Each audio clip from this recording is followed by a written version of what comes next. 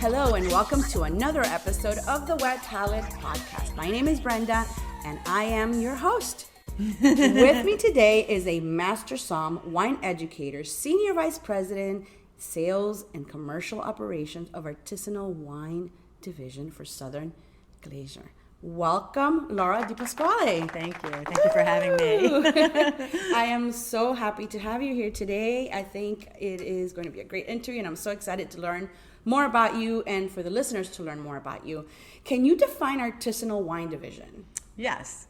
So artisanal wines are a special division that we developed at Southern Glazer Wine and Spirits about 3 years ago. And it really came out of the idea that if I walked up to 10 people that know something about wine and ask them, what is fine wine? I get 10 different answers.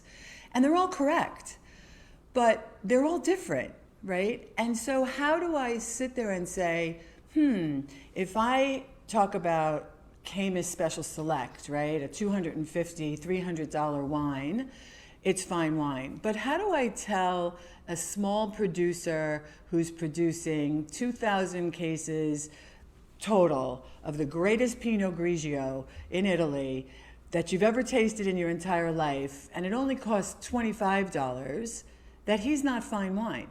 It didn't make sense to us. And so as a large company working with so many different spectacular wineries around the world, we thought, let's put a different parameter around it besides price, because the industry keeps trying to define us by price. Yes. And so we decided to define artisanal wine versus fine wine by either production or what becomes available to the United States. So if you're producing or making available to the United States 20,000 9-liter cases or less, we define you as artisanal wine.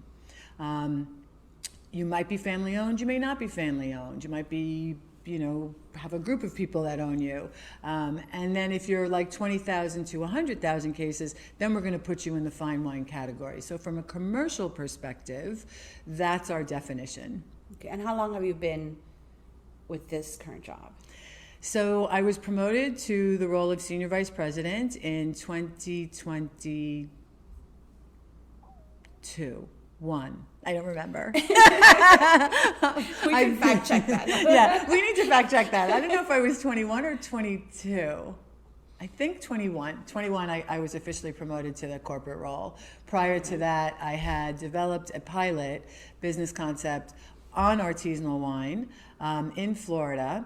And we piloted it for 4 years. We opened in 2016 to the trade. Originally, it was called Artisanal Fine Wines. We've changed the name now to Domain and Estates. And after the success of that, Mr. Chaplin and our COO and our CMO came to me and offered me the opportunity to develop a strategy to see if we could scale it. So we worked for a year behind the scenes, first doing hundreds of customer surveys with both our wineries, our suppliers, and of course our customers, and said, hey, what do you want? What's good? What do we do well? What do we not do well? Who does it well? What does nobody do that you'd love to see happen? And that's what informed our strategy. And then in 2016, we piloted our second artisanal wine division in Texas, proved it out over the course of a year, and now we have, and we also did a rebrand, because one of the things that came back from our customers was that we were super confusing. We had names for divisions that didn't line up through acquisition, through startup, all over the United States that did the same thing but named differently. So we consolidated and rebranded. So we're Southern Glazer Wine and Spirits for wine, big commercial brands. Then we're Signature for fine wine, and then Domain and Estates for artisanal wines. I want to ask you just quickly about Texas. Is there any Texas artisanal wine? Well, there are wines produced in Texas, but we're not working with them. Okay. Because I just learned that there's Texas wine recently, and I'm thinking, what? There's actually Texas wine. There's actually wine produced in all 50 states, believe it or not. It may not be very good, right? It might be made from fruit, right? In some cases, like think about here in South Florida, right? We've got our mango wines and our lychee wines and our orange wines, not the cool hipster orange wines, but like literally orange, made from oranges, right? Leave it to Florida. Yep. But there's actually wine made in every state. Wow. Yeah. That'd be a cool article. I'm just thinking. Yeah. So let's take it back. Yep. Take it all the way back. Where were you born? Where did you grow up? Oh. Well, I was born in Buffalo, New York. I'm sorry. I know, right? Very cold, but I don't remember because we left when I was super, super little, and we moved to New York City. And I grew up in New York City, and left home when I was 16 years old for college. 16. Yeah. A baby. Yeah, I was really young. Wow. Too young, probably. Probably, I'm thinking, yeah. And how did you come about wine? So wine and your interest in wine. Yeah, later, much later. And your journey to Florida. Yeah, kind of by accident. All in one, right? All in one. Yep. So so I was really on my own from the time I was 16 years old and paid for college myself and started working in restaurants in Washington, D.C. Oh. And great scene now. Yep, big scene now. Yep, started working there. Finished my undergraduate degree and and then moved back to New York City and was pursuing an MFA in painting. I read that. and you know, being a starving artist in New York City, I worked in restaurants, right? So I started working in some really, really good restaurants.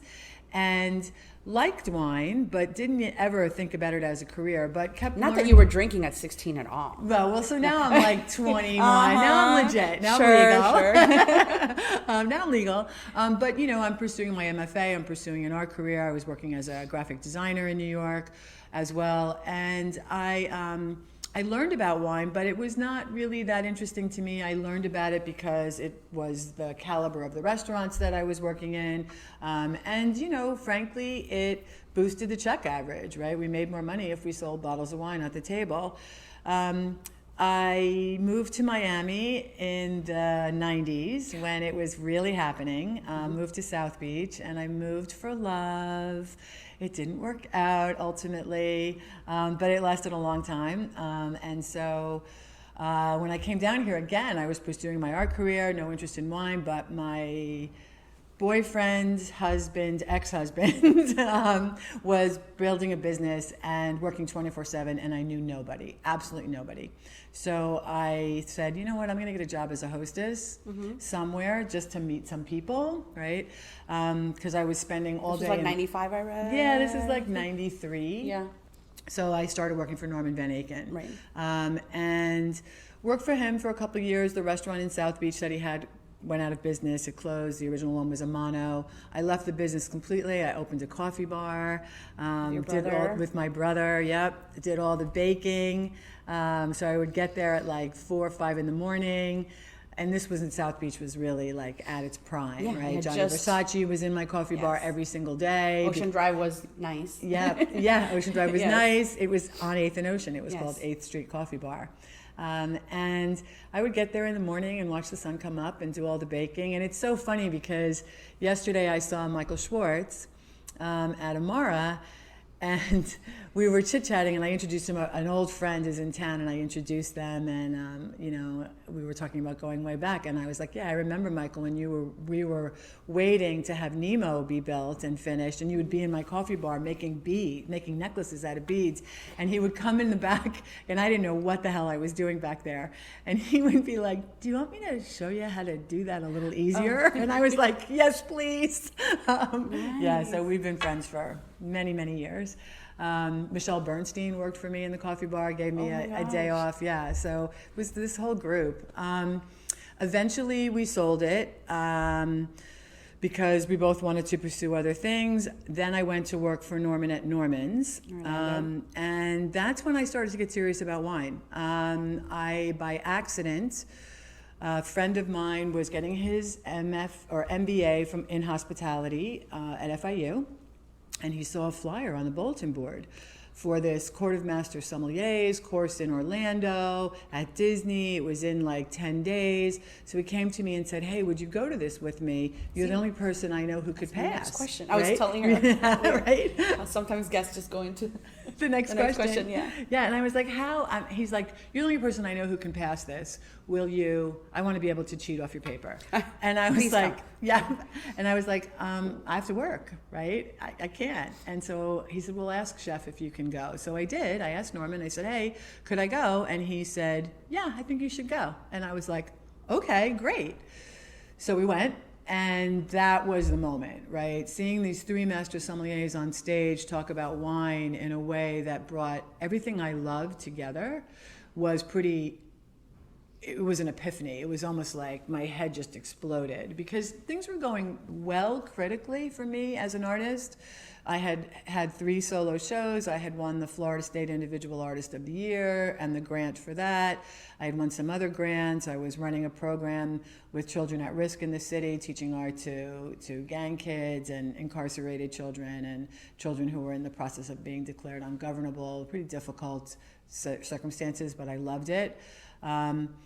But I just wasn't making any money, and I was getting older and I wanted things like health insurance, right? Mm-hmm. And stability in my life. And I just didn't see where it was going. And I also wanted to make some big personal changes in my life, which I did.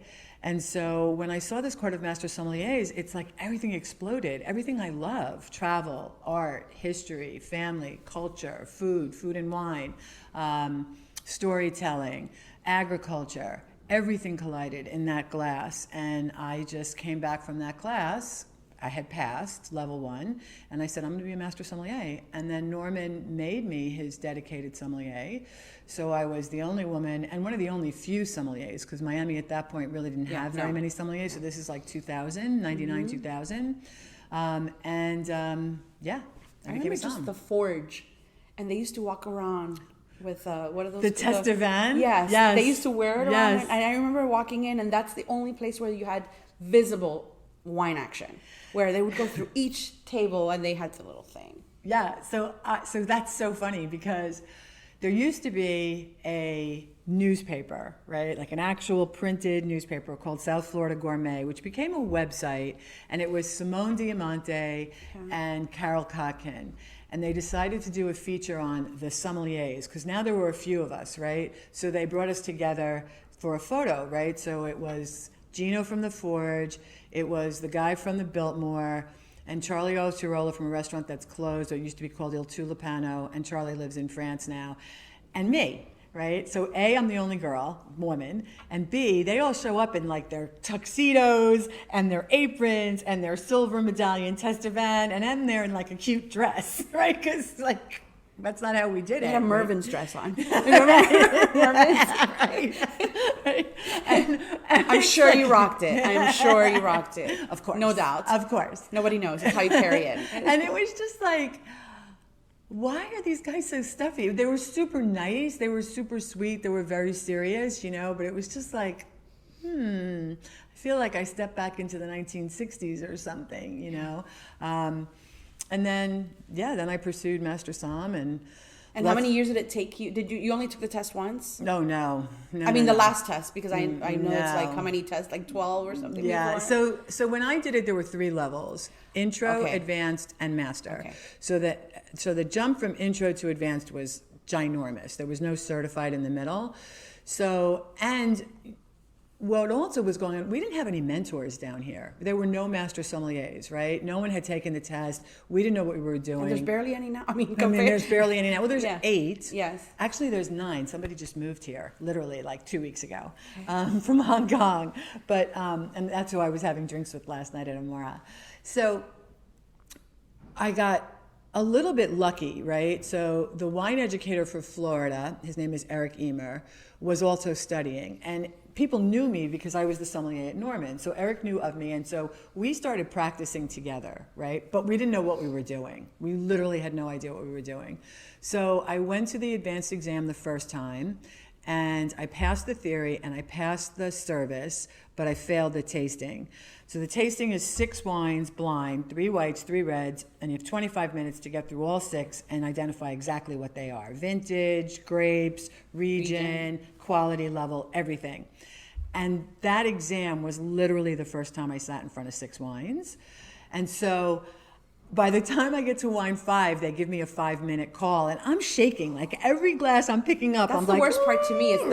the time. Yeah, because we didn't practice 6 wines in a row. We practiced one at a time because we didn't know any better, right? We had no no guidance, no mentors, no nothing, right?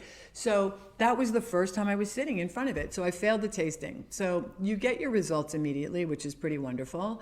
So one of the master sommeliers who knew me, because he remembered me from the intro, sat me and another gentleman down. This guy worked in Texas, coincidentally, at a great restaurant in Houston. We didn't know each other. We were total strangers, but he sat us down together and he said, listen, the two of you, for your first time, were so close to passing, you barely missed the tasting, and you passed the other two parts. We'll offer you another seat in 3 months when we open the exam up in April, if you commit to it right now. And I looked at him, and he looked at me, and we went, yeah, sure, we're coming back, right? So we went back, we both passed the advanced, and then I started sitting the master exam. So the master exam is the same 3 pieces, but everything is verbal at that point, including the theory. And you have 3 tries at it. And if you don't pass it within 3 tries, you lose everything and you have to restart. So I really was too soon to try to go to the master right away because it was less than a year. And once again, we still didn't have any mentors down here. So it was Eric and then Virginia Phillip at the Breakers, right, had moved here. So we knew her. So the 3 of us were like a little team studying together. And we still didn't know what we were doing, but we were, really supportive of each other. So we all go out there. I passed the service the first time and didn't pass the theory or the tasting. The second time I went the next year, I passed the theory, didn't pass the tasting. So I had 1 more shot left to pass the tasting. You're like, that darn tasting. Yeah, the darn tasting, Yeah. right? And I went back the 3rd time and I failed, which means I lost everything.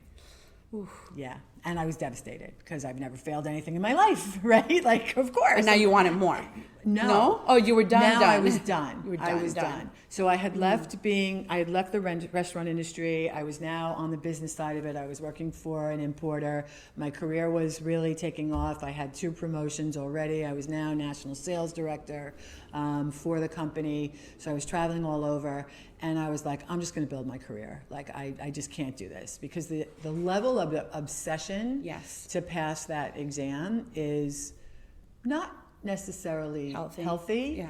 It's definitely not what I would call balanced, Yeah. right? I mean, you wake up in the morning thinking about it, you go to sleep thinking about it, you're studying constantly, it's just constantly there. I always thought about it like training for the Olympics. I always thought about it that way.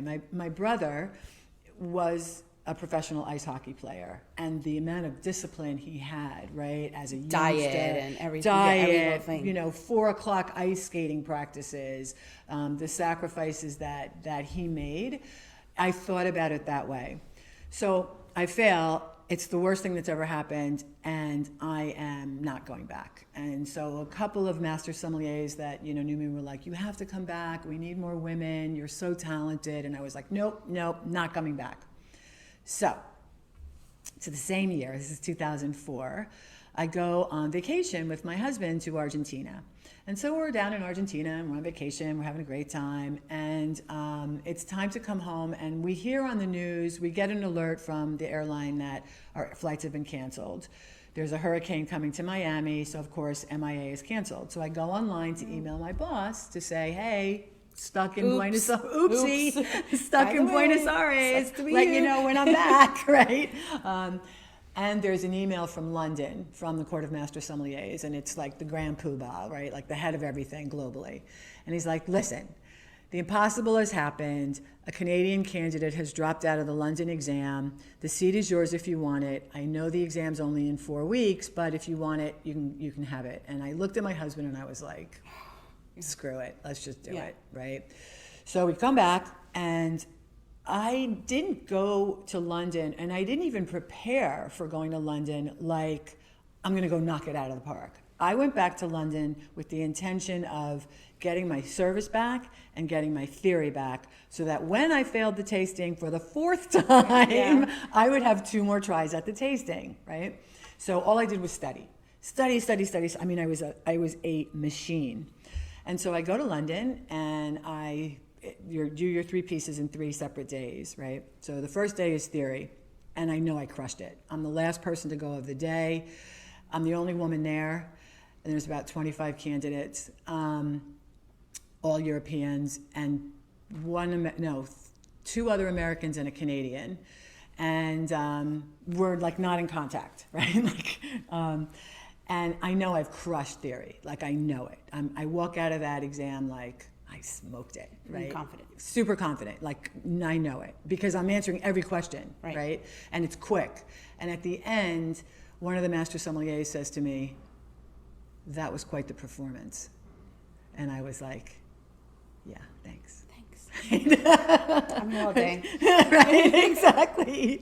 And so then the next day I did service, and I thought the service went well, but not as smooth and graceful and polished as I normally am, right? Because you're not just doing things, you're being asked a lot of questions while you're doing things. On purpose. Yeah, it's called a redirect, right? And there's lots of tricks, right? Like double decant this Magnum, but yet there's only, decanters for 375s. Like there's a lot of tricks, right?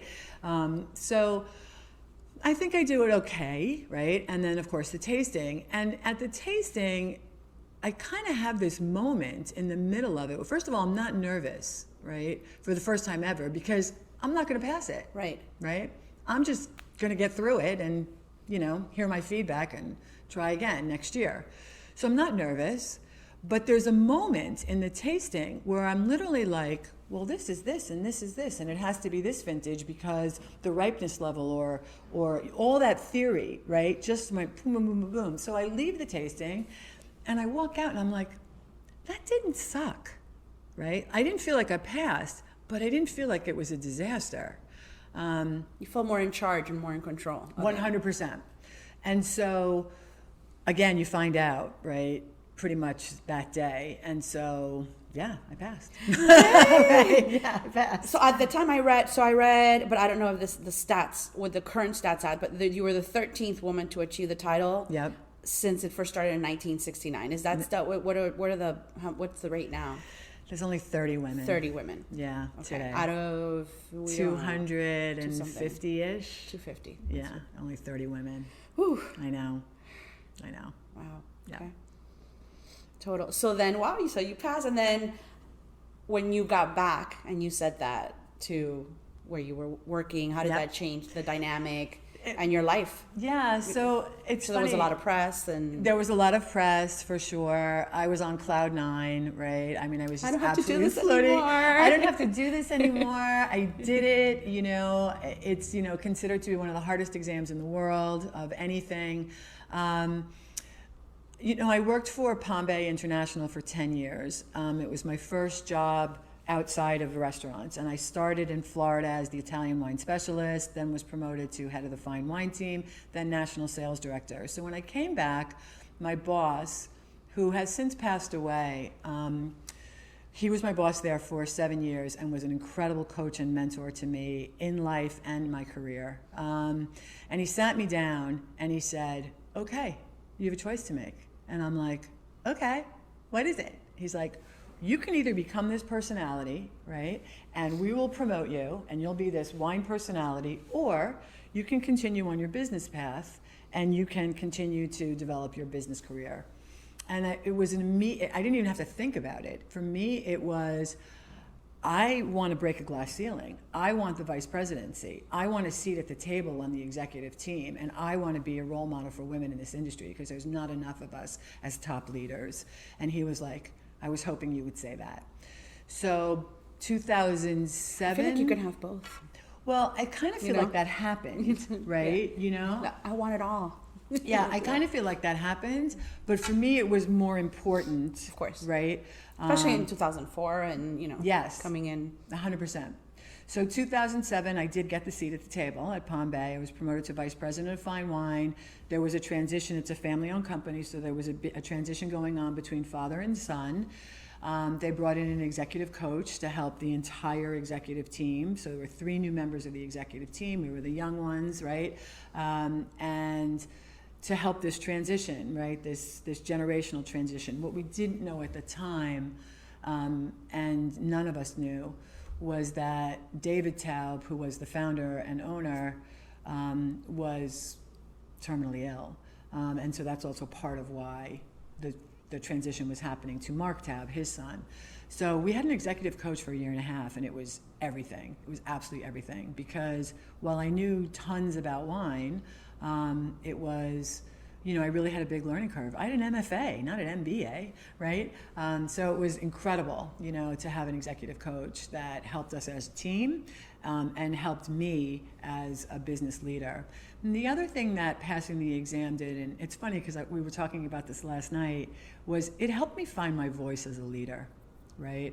It gave me the confidence to say, I knew I wasn't the most talented master sommelier, the most gifted taster, the most experienced sommelier, but what I learned to embrace was my competitive nature, the don't tell me no, and the will to win that I truly have, and the incredible curiosity that I have, right? I'm willing to learn anything, and I'm willing to try anything, and no idea is a bad idea, right? And it gave me confidence to embrace that side. A lot of people refer to it as my badassery, right? But I agree.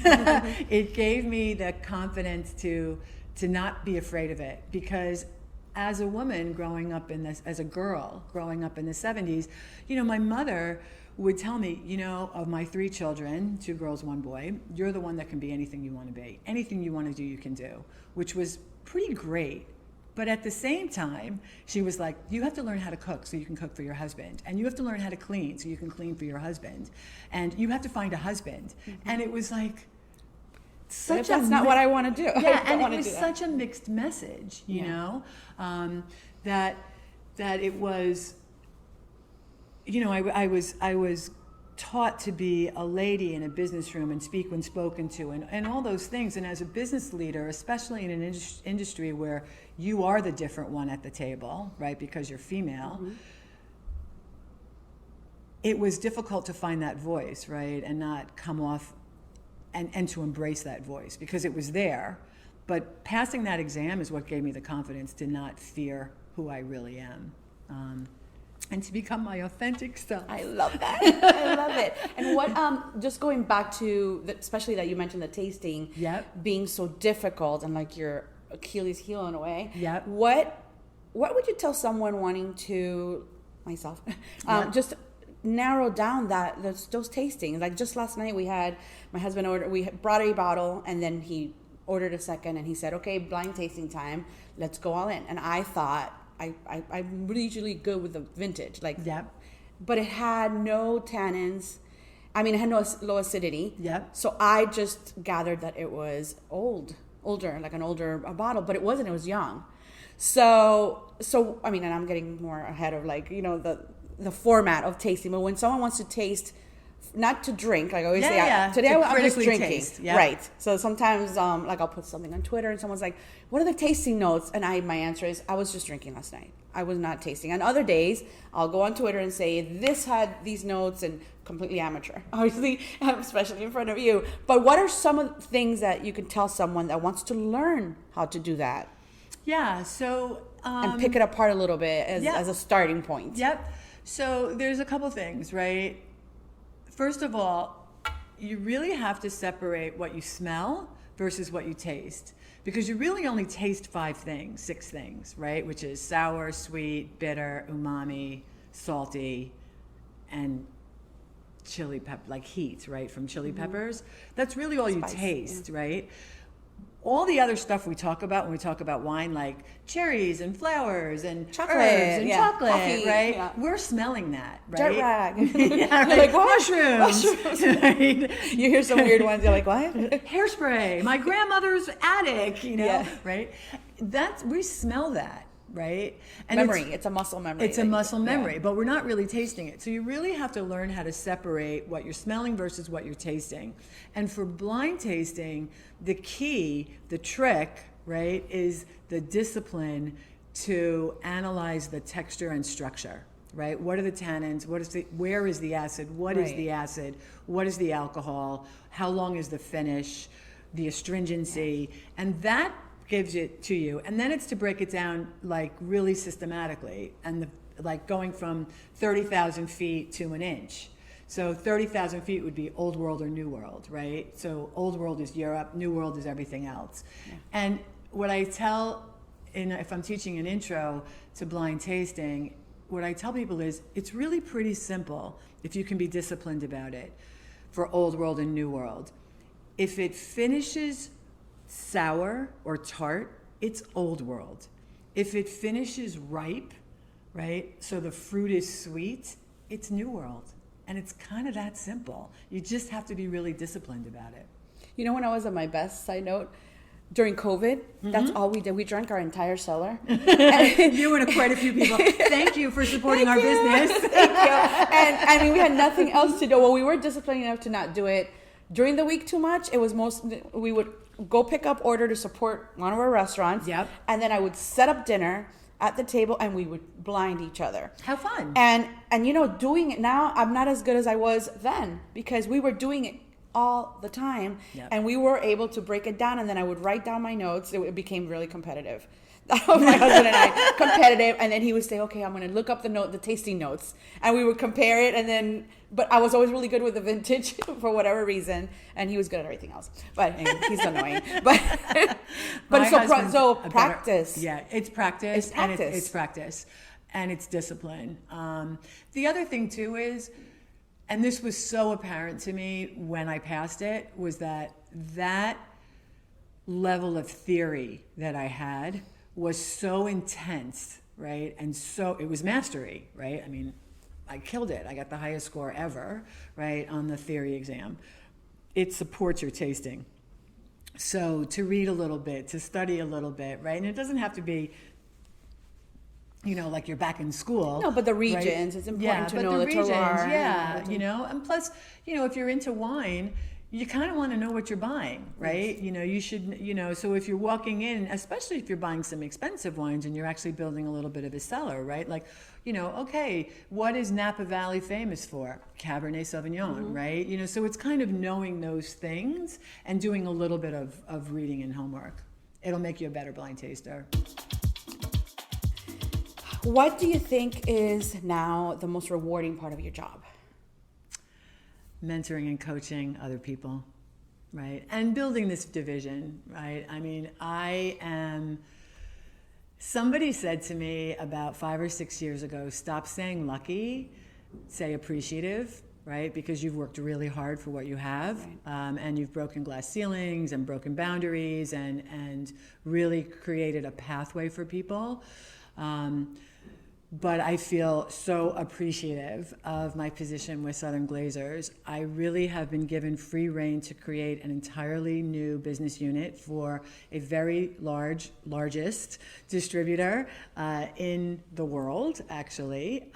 It's something that the Chaplin family doesn't need, right? It's not adding oodles of dollars to the bottom line. But what it is doing, and Wayne Chaplin tells me this often, is it's providing such incredible service to our customers. And so that makes me feel really awesome. There's 2 other pieces of it. The other that bring me so much joy and happiness in what I do is I'm helping to develop the next generation of leaders, right? In this space, but just in leadership in general, whether it's through the Court of Master Sommeliers or through Southern Glazers. So that's super rewarding as we create new positions and new divisions and open more states for the Domain and Estates division. And then the last piece is part of the reason why I brought this business concept to Southern Glazers was because in my professional career and in all my travels and in all the extracurricular stuff that I do, I met so many generational wineries, especially in Europe, right? Where it's like 3rd generation, 5th generation, 17th generation. And the father would pull me aside, or the mother, and say, I want to pass this on to my kids. And it provided a nice life for me and my wife and my children when I was raising them. But now it's going to have to support 3 families. How do I do that? How does this continue? And I realized that bringing this business concept to Southern Glazers would provide the stability for these families in Italy, Spain, France, Greece, Germany, Austria, etc., to be able to do that, because we have the logistics, right, to handle anything. We're not struggling to build a container. We have the cash flow, right, to pay people timely, which is so important. And then we have the logistics to deliver to the account, right, ultimately, in the correct way. So that part is incredibly rewarding as well. So I feel like, in my own way, maybe I'm doing good for the planet, right? Because the way that these artisanal wineries farm, in particular, is organic or biodynamic, or at the very least sustainably. But most of them are all farming organically, if they're certified or not. And so it's good for the environment, right? It's preserving history and preserving generational history, and then it's providing great service to our customers here and providing new things, and then career paths for the next generation of leaders. So tell me about experiencing, I'm sure you have, the Miami boom, the current Miami boom. Nuts. Tell me about that. Nuts. So, obviously for everybody it was really scary when we shut down. I think we shut down for what, like 3 days? Pretty much. Yeah. I mean, we didn't feel it at the time, but looking back compared to everyone else, it was 3 days. Yeah, it was like 3 days. Yeah. I know we opened last week in May is when restaurants reopened, because that's when we were outside only, and then 25% and we were inside, there. And there was a curfew. Yep. Right. Yep. I remember going. We were there too. I was at a couple of restaurants that said screw the curfew, and I was struggling to drive back to Broward because I'm like, oh my God, we finished late and I'm going to get stopped and I'm going to be in traffic. So stupid looking back. Like, I know, like anybody cared. Like right? anyone cared, but like, why am I at this restaurant? It's 11 o'clock and they're not closing yet. I'm like, oh my God. So I see a couple of things. It's been great for business, for sure, right? But but what I've seen is two things that concern me, right? One is that we lost an entire generation of hospitality, right? An entire generation. And so I feel like from a learning level, we've taken 2 steps back. I used to be able to walk into most restaurants and say, hey, I'll have a bottle of the Paul Cherrier Sancerre. Now I have to go point to it on the wine list. Number 55. Right, and say number 55 and continue to point to it. And about 50%, somebody will come back to my table. I just want to double check. And they bring the wrong vintage or something. Right? Or something. Yeah. But they come back and double check, right? So we've lost an entire generation. We at Domain and Estates and at Southern Glazers have really taken a super active role and are doing a lot more educational trainings and seminars. And I'm seeing faces I've never seen before, right? And so that's exciting to see new people here, but we definitely took a step back. The other thing that scares me is the costs, right? The cost, the rent on restaurants, the rent that people are having to pay for apartments, the housing cost. It's like, I know for a fact that I could not do what I did when I first moved here, right? Which was move here with kind of no money, get an apartment, a really, really nice apartment, right? With a view of the bay, ride my bike to work, make enough money. Like, you can't do that now, And I think about what people made in the kitchen, right, back then. They were making $8 an hour, $10 an hour. You could never do that. So staffing is an issue. The other thing that really concerns me is Miami's been really good about developing its own group of chefs, right? So, you had Norman Van Aken and Mark Militello and Alan Susser back in the 90s. Then you had Michelle Bernstein and Michael Schwartz. And then more recently you had Brad Kilgore. With the cost of rent, and these big companies coming in, which some are hedge funds and some are private equity, opening restaurant after restaurant after restaurant and driving the cost of commercial space up, are we going to be able to continue to grow our own chefs, right? And what's going to happen this summer, right? I mean, you walk into some of these restaurants and you used to be able to go to lunch for $100, a nice lunch. So expensive now. It's $250. Right. Dinner for 2 is $500, and that's not buying a bottle of Burgundy or Bordeaux or an expensive Napa Cab. That's buying a bottle of Pinot Grigio or. No, it's really. I just really had a expensive. Mediocre dinner last weekend, and it was in the 700s. Yeah, and it was mediocre. Yeah. Yeah, I went on a little rant about that, but. Yeah. But this is where we're at. So what do we do? Do we go and stay hungry? So if we're going out, we have to commit to, okay, we're going out today. Let's research this very well. Yeah. Thankfully, we go back to a lot of our favorites now because of that. It's hard to take that leap and try anything new because of that. I don't want to spend that anymore. I would be mediocre. No, I agree with you. I think that we're going to wind up going out less. Dining out will become more occasion driven. Special occasion. Right, I do think, though, as a whole, Miami is drinking better wine. Or the knowledge is, I guess, people are coming in for our restaurants and they're demanding better wine, better bottles. How do you feel about that? I totally agree. We see this as an industry trend, right? People are drinking less, but they're drinking better. And even given the fact that, 2008, everybody downtraded, right, when we went through the Great Recession. So they dropped their price point. They kept drinking, thank God, right, for our industry. But they kept drinking, but they traded down, So the $20 wine drinker went to $15, and the $50 went to $25, and the $500 didn't want to be ostentatious, so they went to $50 to $100, right? Rise of Malbec, right? Malbec blew up during that time because everybody discovered it and it was affordable. Now what we're seeing is $10 and less is dying, right?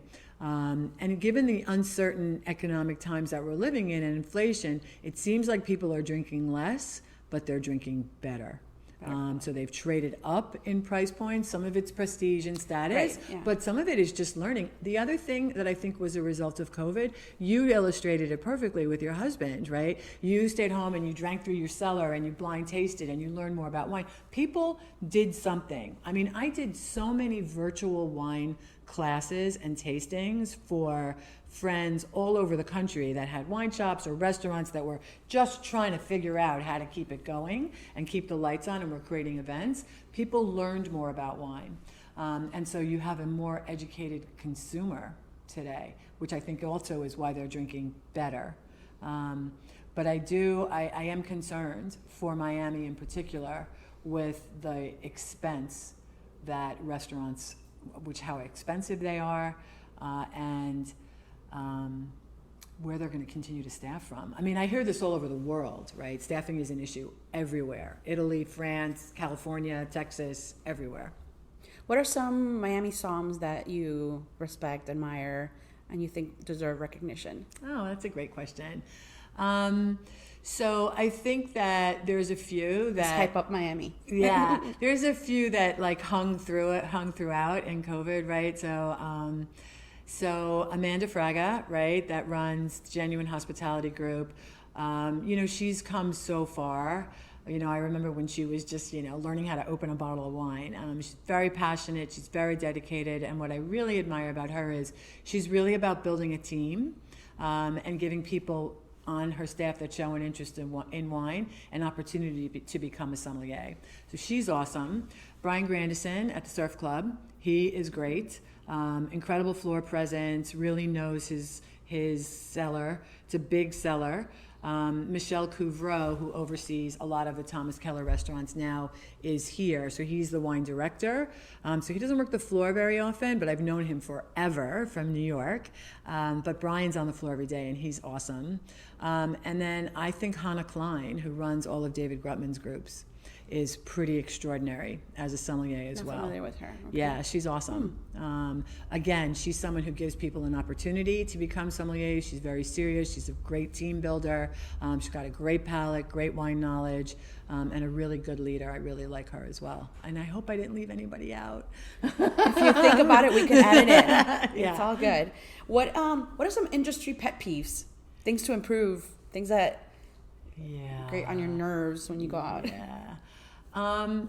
So this is weird, right? I think this is a little weird. So people know me, right? And they know I'm a Master Sommelier.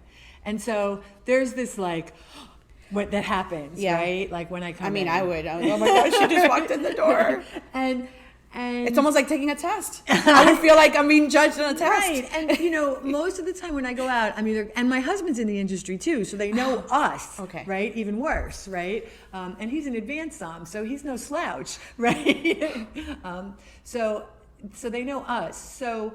sometimes there's like too much time at the table. Like sometimes it's our date night, right? But it's like this constant, get it going, yeah. how's everything going? Like, oh, and we sent you out this, you know, and it's like, or sometimes I'm with my book club, right? And like we're just a bunch of girls and we want to talk about the book, right? And gossip and catch up with each other. Yes. But there's too much attention at the table. And I'm not complaining, and I know this is definitely a first world problem for sure. But in general, like over talking, right? And the other thing that well, this is I wouldn't look like this as an opportunity, but more, or not as a pet peeve, but more as an opportunity, is I don't feel that our servers are being trained in wine, you know? Like a server will come to my table, and let's say they don't know who I am. Great, even better. And they can recite every ingredient in this dish, right? And are fantastic. Their tableside presence is great. Their salesmanship is great. And you ask them a question about wine, and they're like, oh, but I will tell you my biggest pet peeve, because I just thought of it. When I'm not presented a wine list. Yes. Right? When I Or they give it to your husband? Well, how about they don't bring it at all? Right, at all. I yeah. have to ask for it, right? And you're at the table, you're at the host stand, and it's like, hi, you know, Laura DePasquale, table, you know, reservation at 7:30 for 2. Click, click, click, click, click, click, click, click, click, click, click, click, click, click, click, click, click. Not hello, welcome, right? Click, click, click, click, click, click, click, click, click. Okay, and then follow me, yeah. Follow me, or follow so-and-so, yeah. right? And we walk to the table, and I'm like, could I have a wine list, please? Like the host, they're not even bringing the wine list to the table. It's like, what is it, too heavy? Or just by the glass. I know what it is. It's like, what, it's another piece of paper you have to Sorry carry? to inconvenience you. Believe me, you want to give me your wine list. You really do, trust me. You know? Do you bring wine? We bring wine often. No, I don't. Okay. We tend to entertain at home a lot, and I think because, and we have a deep cellar, we did not drink it all during COVID. We tried, but it's big. So, if I'm working with a winemaker, then yes, we might bring their wines because we're having a business dinner, and I'll always check ahead of time to make sure that it's okay, because it's usually more than one, and we're not there intending to drink them, right? We're there tasting, talking, discussing, and of course we're hoping that we can share them with the staff, right? Especially if there's a sommelier. But because I'm in the business, I tend not to bring wine to restaurants. I feel like I, as a business person with the luxury of having an expense account specifically for this, right? It makes sense. I want to support that restaurant and pay for wine and buy wine. When I was a sommelier, we absolutely allowed it. In fact, we had certain nights that were like, I mean, I had like the BYOM night, which was Bring Your Own Magnum night, that I started, and it was one of these things where, here's the rules.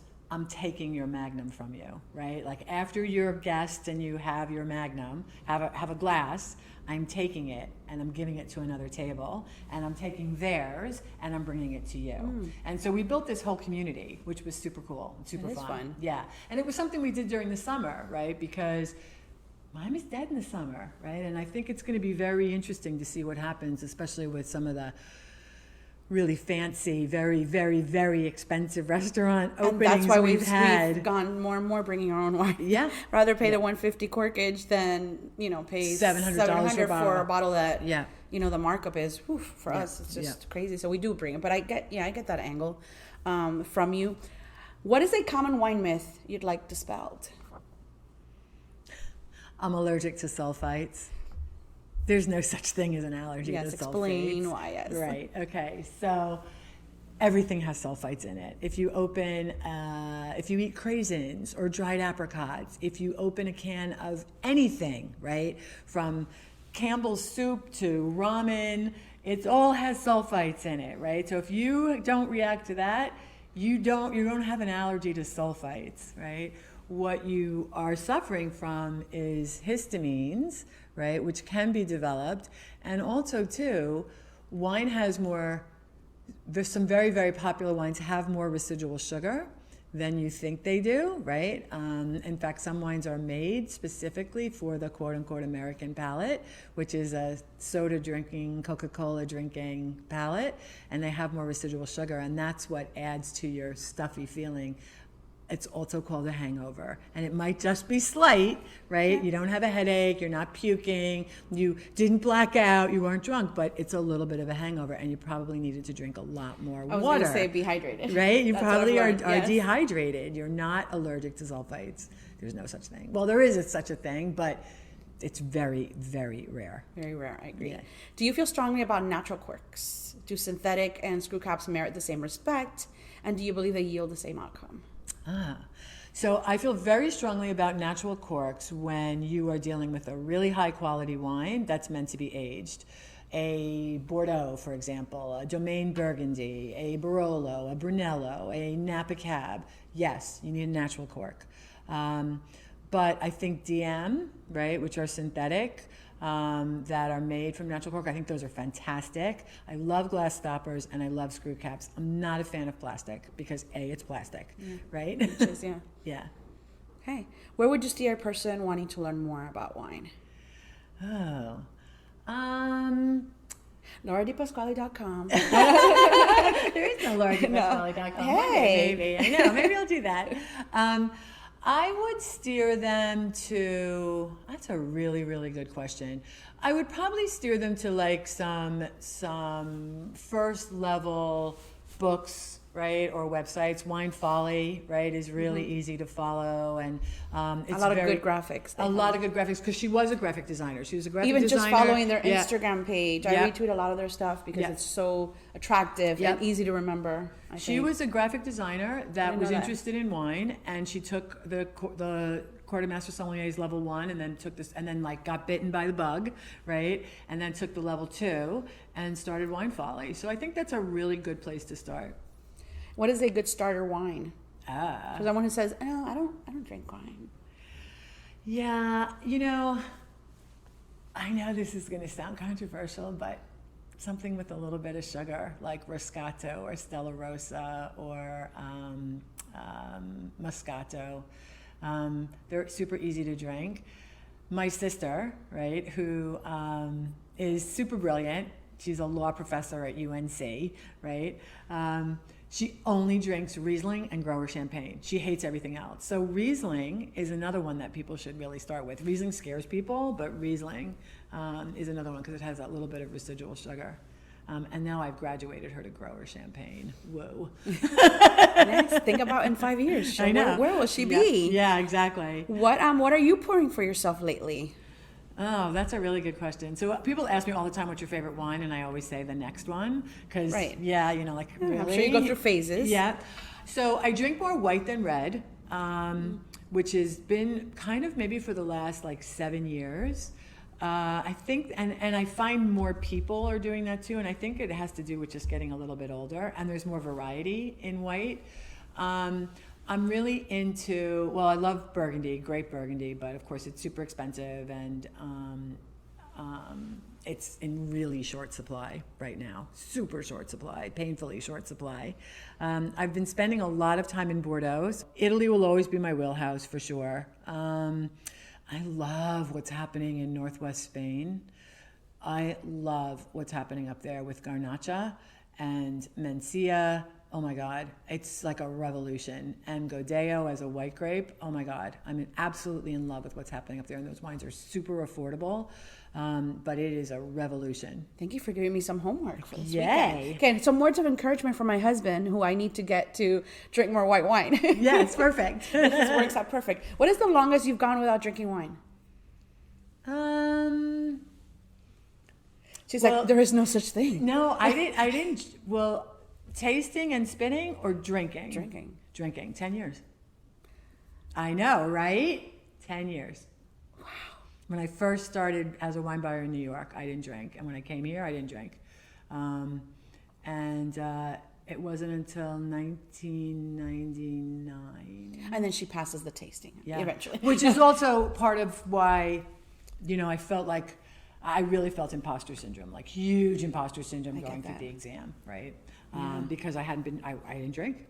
So with your vast knowledge and everything that you do day in and day out and your history, do you ever feel that you can stop learning, or is there such thing, like there's just still so much to learn and Do you feel, what is the last thing you think you felt surprised that I didn't know this and I just learned this and you were surprised by?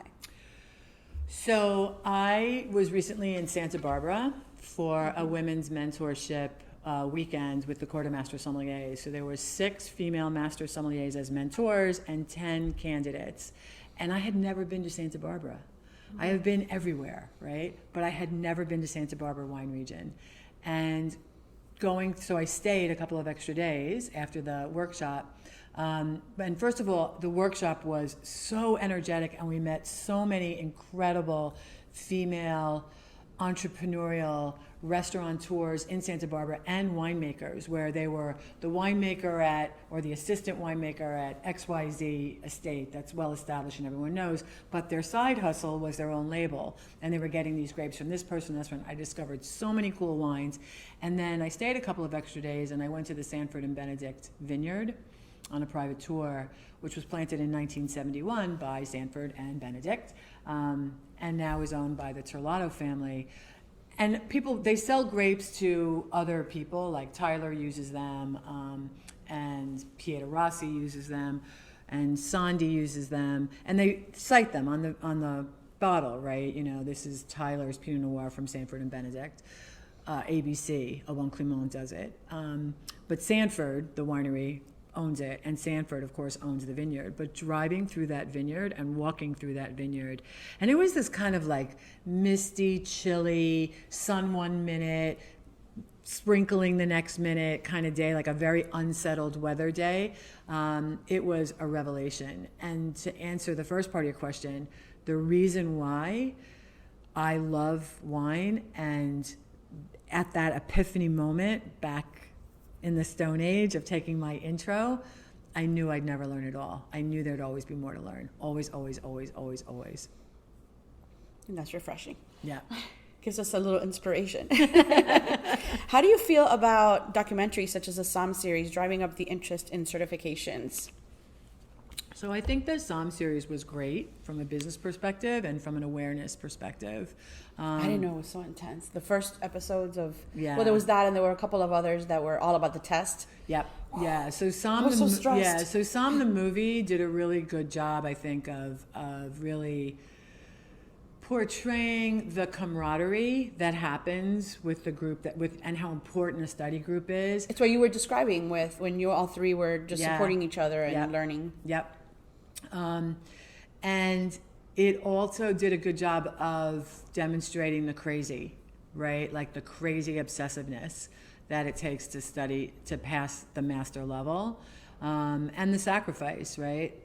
It was great for the awareness of the industry.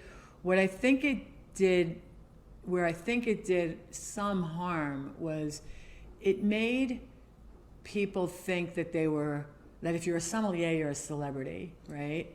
And kind of like Top Chef, right? Like making the chefs think like, yeah, you're going straight to TV. Right, you're entitled to this lifestyle. You're entitled, right? And the reality is that being a sommelier is hard work. It's a lot of sacrifice, and sacrifice by working weekends, working nights, working holidays, long hours, right? It's hard. It's hard work, and it's hard on your body because you're standing, right? You're on your feet 8 hours, 10 hours a day.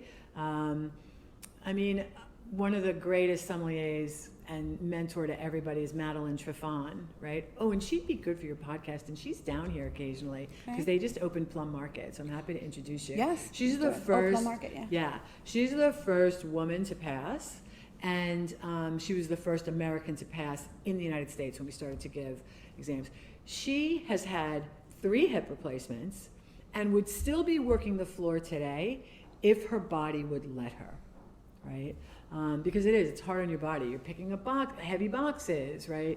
When I worked in Norman's as a sommelier, we would do 300 covers a night with one sommelier on 2 floors. So I weighed like 4 pounds, which was awesome.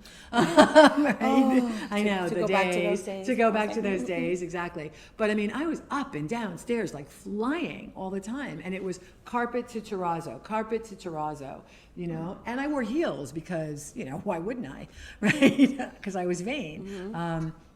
So I think that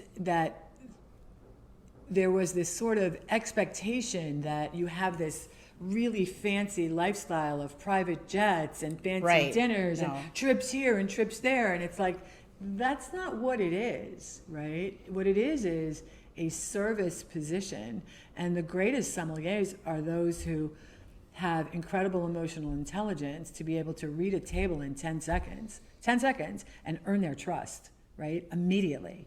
And that comes from humility and authenticity, not from, I'm the somm, and I'm wearing an Armani suit, right? Right, look at me. Yeah. What now? You're an examiner and you're a judge. Also, you're still involved with the Court of Master Sommeliers. Yeah. How has the test changed or evolved through the last couple decades?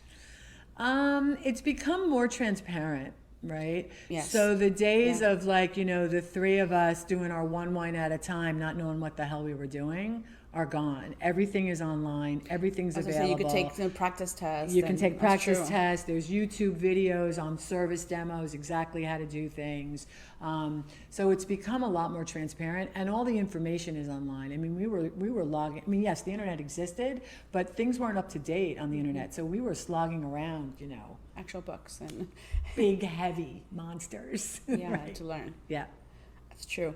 What do you wish every diner knew when ordering wine at a restaurant?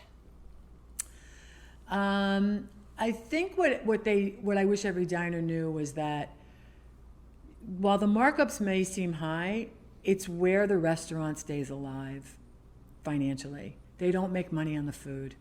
They just don't. They make, unless they're making pizza, right? Mm-hmm. But if they're making cuisine, right, and there's a chef and it's trained, and it doesn't have to be molecular gastronomy, high art, but it's really good food, they're really not making a lot of money. The margins are super, super small. So supporting that beverage program, whether it's cocktails, a shot of tequila, a glass of Pinot Grigio, or a bottle of Domaine Burgundy, that's what's keeping that restaurant's doors open. Sometimes they make it hard, though, because the markups are beyond a markup. We understand a markup, but sometimes it's just comical. There are people that are gouging, right? Yes. And they're trying to pay back, some crazy expense on a build out, and that was just a poor business plan. Mm-hmm. But by and large, a 2.5, 3 time markup, right, is the correct markup. There's some places that only double, right? But that's what's keeping those doors open. What is there a wine trend that you think needs to go away? Natural wine. That's what everyone answers the same, and I'm so happy because I feel the same way. Yeah, and the reason is that, listen, I think there's a place for natural wine, and there's a lot of really, really good natural wine. But the fact is that there's no definition that is agreed upon as to what it is. And so what I find really disheartening about it is it's appealing to the next generation and the new wine drinker, which is awesome, right? And here they are coming into wine going, I want to learn, right? And so they're exploring all these different natural wines that are really, really faulty, and they're thinking this is what wine should be, right? And the faultier, the better, when in fact there's really good examples of natural wines that are correct to varietal or variety, right? They're absolutely correct. Like they're a true Gamay, they're a true Sauvignon Blanc, they're a true Pinot Noir, and they're delicious, and they're natural. They don't have to be skunky, funky, sour, beery, filled with bacteria, orange. Right. They don't have to be any of that to be really great natural wine. What's sad to me is that when I think about this, when I was studying and coming up, I couldn't afford to buy Bordeaux. Couldn't find older Bordeaux, couldn't afford it anyway, right? Now, if you're a young somm or a young curious person about wine, you can't afford a lot of things, right? Because $50 doesn't get you the same as what it got you 10 years ago or 20 years ago.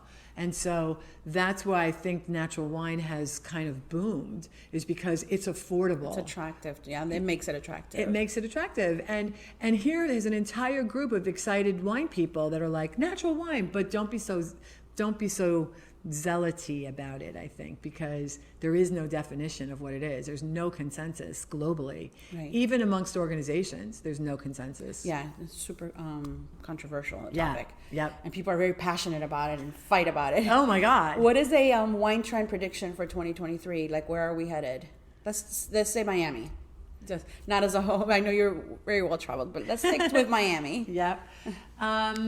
Besides Flash. Yeah. And look at me, I have a big wine. I think we're going to see some restaurant closings, right? Unfortunately. Yeah. I don't think people are going to make it through the summer. I think we're still going to see some shortages of qualified labor and help. In terms of wine, I see more Spanish wine because people are really starting to figure it out as well, and it's delicious because we're dealing with shortages of Burgundy, shortages of Loire Valley because of the vintages, right? 22 will be great, but 22s aren't out, right?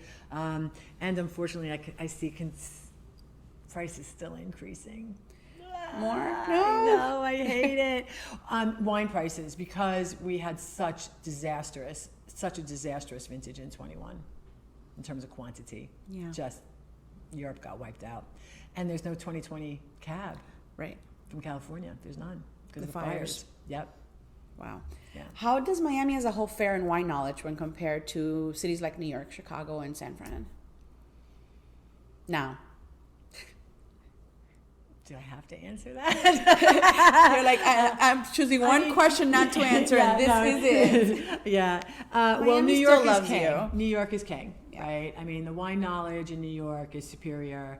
The availability of what comes into New York is superior because it's, what makes Florida difficult for wholesalers is the fact that it's like Texas. People don't realize it. They think the world of Florida revolves around Miami, when in fact it's only 30% of the business.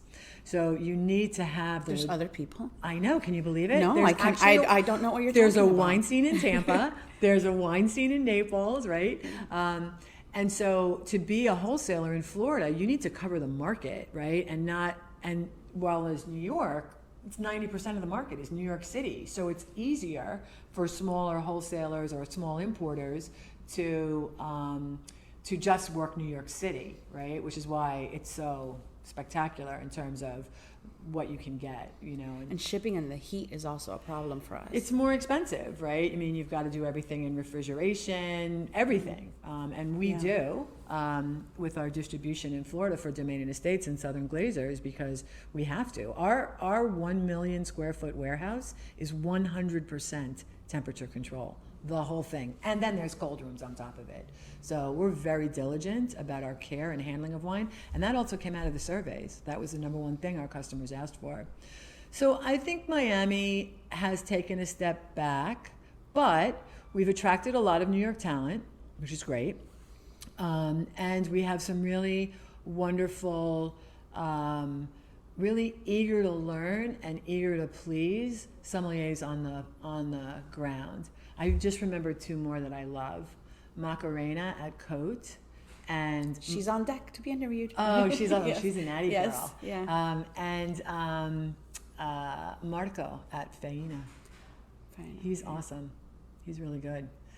So we have a lot of curiosity and people really willing to learn. And just by the attendance that we're getting at our seminars and our special tastings, it shows, which is great. Where do you see yourself in 5 years? In Italy. She's leaving us.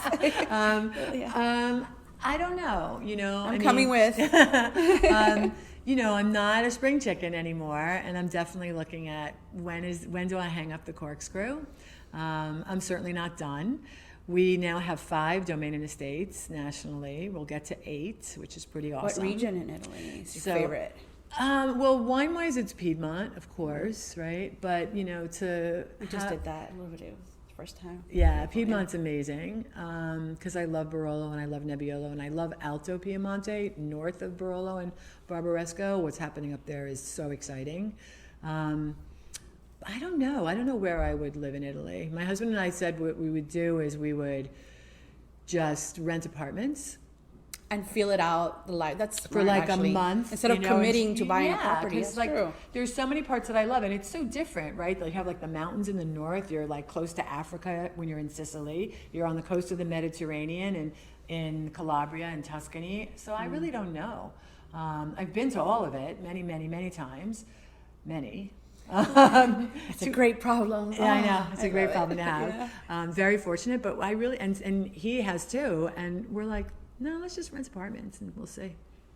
And then you can experience life and day to day in which areas. I love that. Yeah. I'd steal that idea. I want to do this while I'm still young and energetic and attractive and healthy and all those really good things, right? Checking all the boxes. Yeah. Yes. Anything our listeners would be surprised to learn about you? I used to play in a rock band.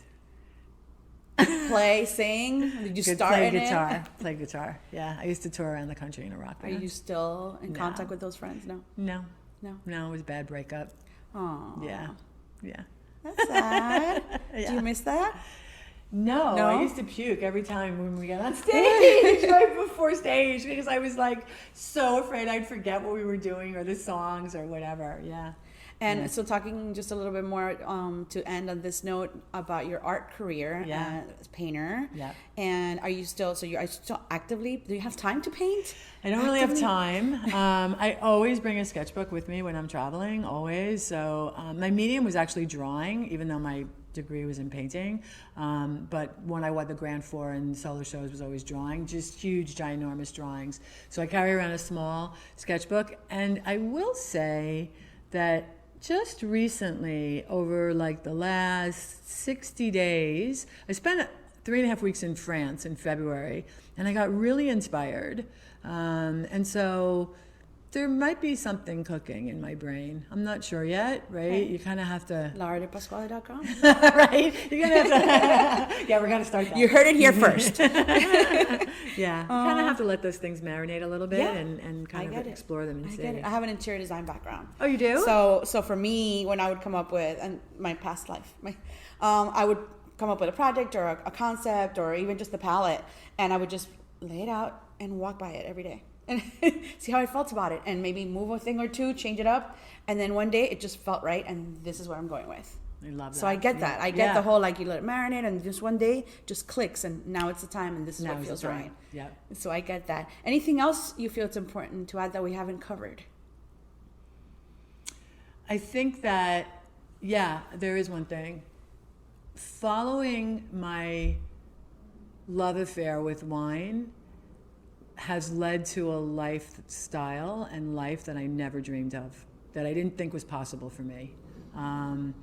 It is extraordinary. The people that I've met, the experience that I've had, the memories I've created, it's ridiculous, right? It's ridiculous. And I think that if you truly love what you do, that adage, if you love what you do, you'll be successful, I think I'm the living embodiment of it. And I have many moments where I just look at my husband and I go, gratitude moment, where we just stop for 1 second and just say, gratitude moment.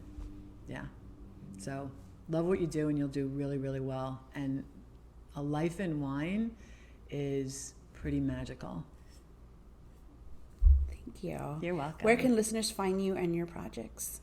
So you can I'm follow not going to me, say it. right? You can follow me on Instagram at Laura DePasquale.